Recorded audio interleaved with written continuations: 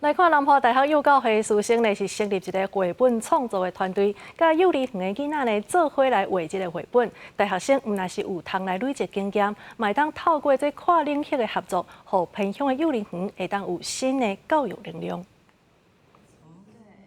整理甲幼儿园囡仔做伙画图，互一幅一幅画出来作品，才做是绘本创作的元素。南华大学幼儿教育系团队利用休落的时间去偏乡的幼儿园，用绘本创作的计划，要替偏乡的囡仔带来无共的教育体验。根本没有资源的这些幼儿园，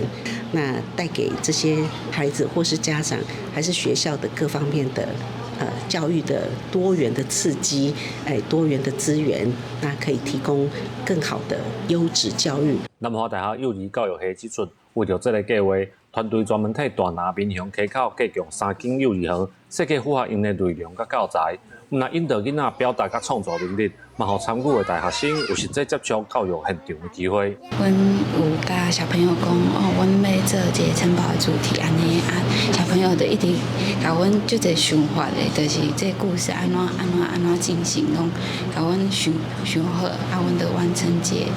故事的架构安尼。在课程当中，我有去画一本绘本出来，而且这个活动内底嘛用去带囡仔去画图，而且用讲故事给囡仔听，用